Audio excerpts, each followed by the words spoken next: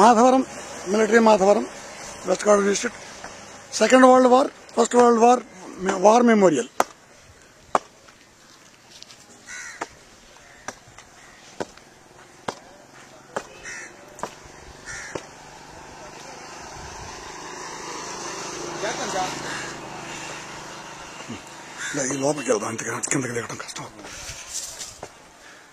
Great War and Second World War Memorials.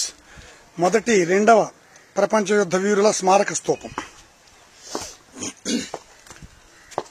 Amar Jawan. This village 90 men went to the Great War 1914 to 1919. Of these given up, of these how many?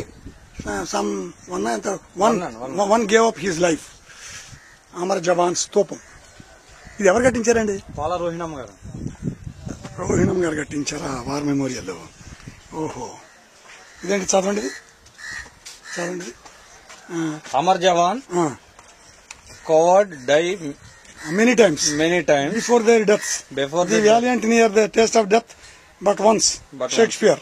What is the Jawaharlal Nehru? I have nothing to feel but blood, sweat and tears. Winston Churchill. It is a glory to die doing one's duty. An honest man, the noblest work of God, is the noblest work. Life is not victory but a life. Okay. అక్కడ అలాగే రాశారు war memorial. ఇది 1930 second world అండి. Second world. ఇది first అండి. ఇది ముందేమో second అండి. ఇది first 1914 to 1919. First world war ఇది పత్తి నరసింహం. 1939 1949 second world war. పత్తి గంగయ్య, పత్తి అంజన్న, పత్తి పెద్ద తాతయ్య, బుద్ధన వీరస్వామి, చిక్కం సంపత, నారపరెడ్డి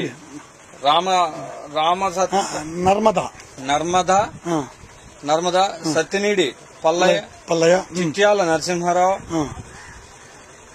కాకులపత్తి ఇమానియల్, గంట చిన్నవీరన్న, పోసిన సుబ్బన్న. వీరు చనిపోయారా? వీరు చనిపోయారు second world war. Military Madhavaram. In combination of the services 11 persons recruited from Madharam village to the Indian Army, Navy and Air Force during Second World War from 1939 to 1945. Of this 11 gave up their lives. ఇప్పుడు దీని గురించి చెప్పండి. చెప్పండి. ఇది మాధవరం గ్రామం అండి. ఈ గ్రామం నుండి ఎక్కువగా సైనికులకు జాయిన్ అయ్యారు కాబట్టి దాన్ని మిలిటరీ మాధవరంగా ఇక్కడ అభివర్ణించారు. ఈ మిలిటరీ మాధవరంలో మొదటి మరియు రెండో ప్రపంచ యుద్ధాల్లో ఈ గ్రామం నుంచి పాల్గొన్నారు. ఇంచుమించు 1100 మంది వరకు పాల్గొన్నారు. అందులో మొదటి ప్రపంచ యుద్ధంలో ఒక్కరు ప్రాణాలు కోల్పోయారు.